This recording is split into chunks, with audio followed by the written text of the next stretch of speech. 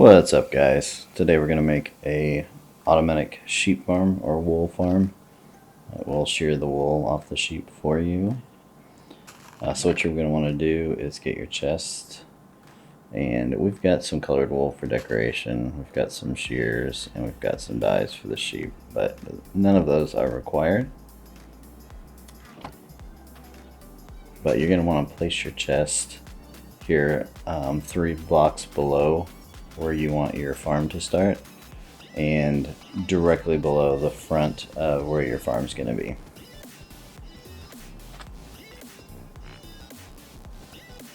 Like so. So what you are going to need for sure is you're going to want some glass, because that's going to allow the grass to grow back under where the sheep eat. So here's what you're going to need: 8 observers, 8 dispensers, 8 repeaters, 16 dust, a couple torches, a couple power rails, some regular rails, a couple hoppers, and a cart. And then some, again, random stuff just for decoration. You can have some barrels for extra storage if you want. But the redstone's going to be super easy, and this is for 8 stations, basically 8 sheep. So you can extend this longer if you would like. There's 16 colors total. You could make 2 modules. It's a little easier to control if it's separated out. So you're going to want to make your box here 4 by 8. And then this front row, you're going to dig it down a couple here. We're going to make room for our collection system.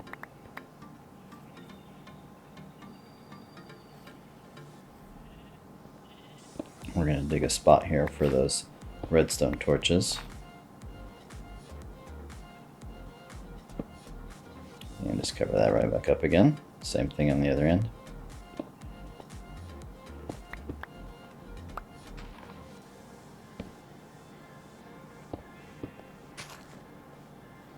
And then while we're here, we're going to go ahead and dig out for our hopper. So just find where you put your chest and put your hopper right into the back of that, and it should line up. If it doesn't, then you want to move your chest, obviously. So throw your power rails above where you put the torches, and connect everything with the regular rails. Again, you don't want those torches next to your chest or your hopper, because it will lock it. So, and you can throw your hopper minecart down, let it get going. Collection system is done. Just cover that up. So these blocks will be where your sheep stand and eat. So now you're going to have this 3 by 8 area in the back. You're going to place your observers facing into those grass blocks, so when they eat one, the observer will be able to see what's going on, and that will trigger it.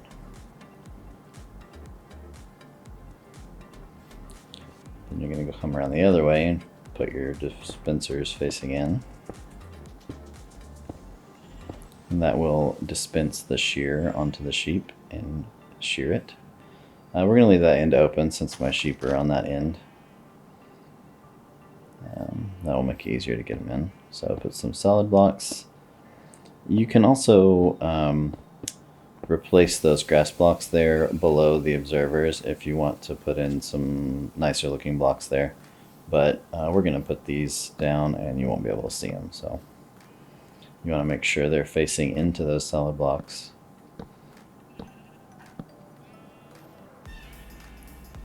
And make sure they stay on the first click. I accidentally clicked that one.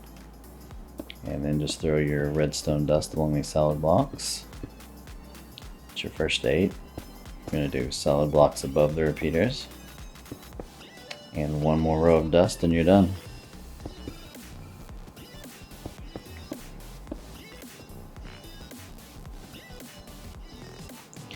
And at any time you can go ahead and throw the shears in. But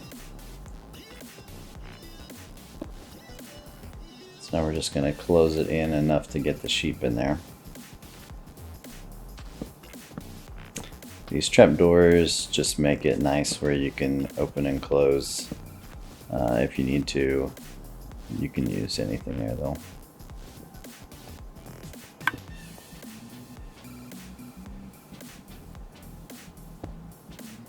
And I'm putting barrels above the sheep just because that will give me a place to separate out all the different colors of wool. Keep it organized. You're going to get quite a bit of wool from this thing.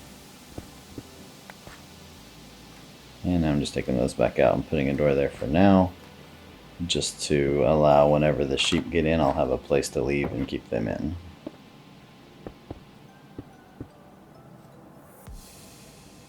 We'll swap that back out in a minute, and we'll put the door back here to the redstone.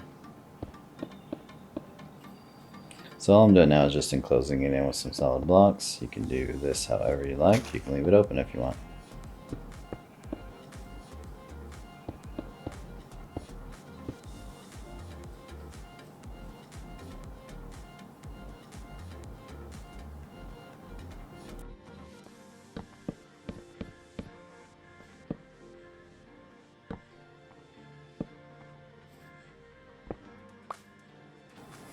Now the placement of these trapdoors is going to be a little bit more important.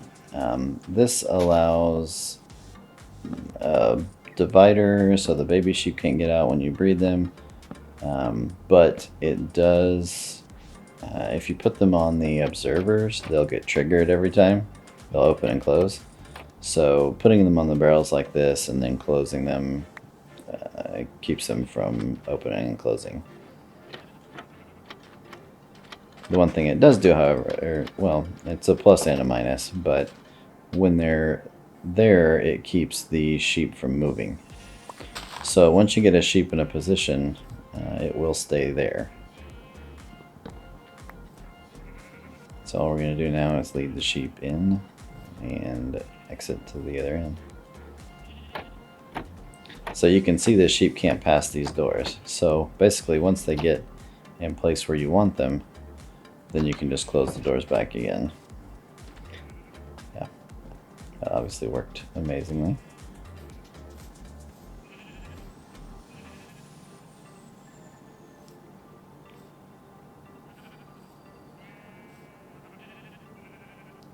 So you can see here I'm going to use this far trap, well, I'm going to use the glass there, but I'm going to use the trapdoor on the end to keep the sheep from escaping so I can get in and out the door. And then these trapdoors allow you to feed up the sheep and color them as needed. And then we're just kind of locking them in place with those back ones. But again, if you don't have these, also these baby sheep will jump in and out.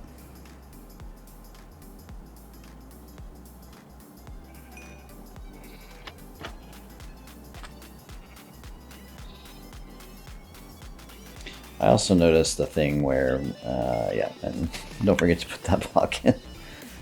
I noticed the thing where when the sheep grow up from a baby to an adult sheep, if there's too many sheep in there, it can push them out through the trapdoors or through the glass. But as long as you just stick to 8 sheep, you should be able to get 8 in there.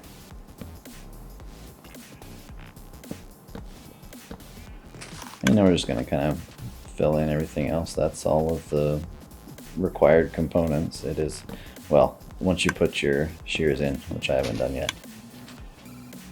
We're going to grab those now and throw them in.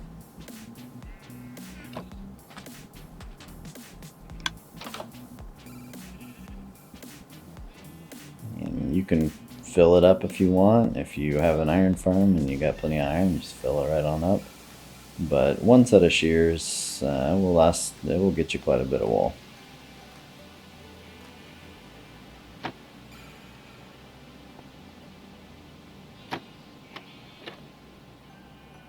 There we go, got that little guy back in. And now we're just going to finish closing everything up again.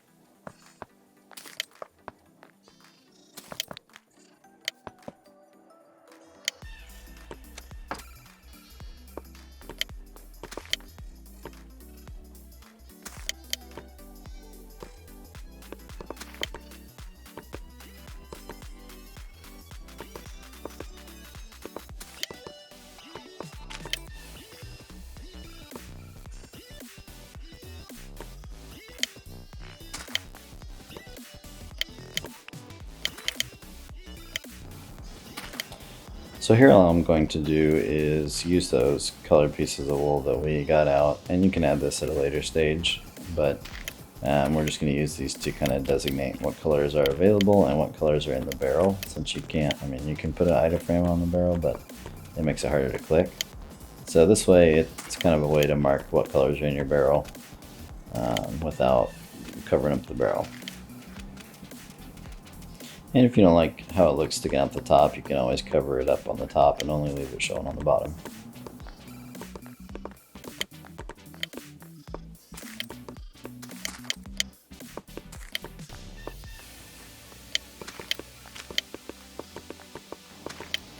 Another option you could do is once you have a little bit more of the different colors is you could make banners and hang them down off the front too.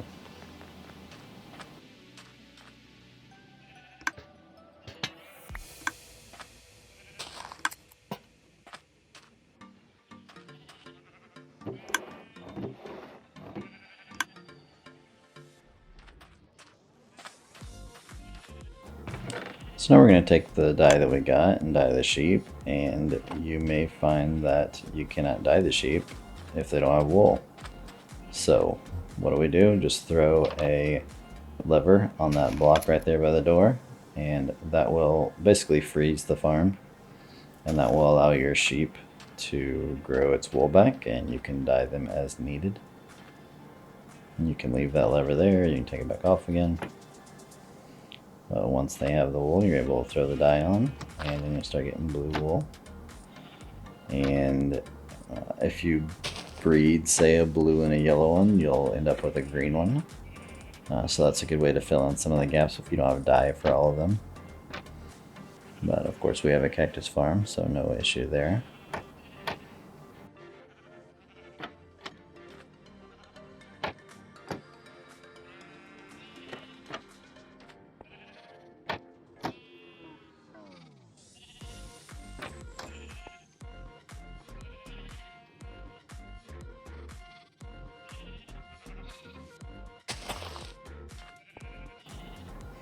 And you can see here we got a light green little guy from our green and white one that we read.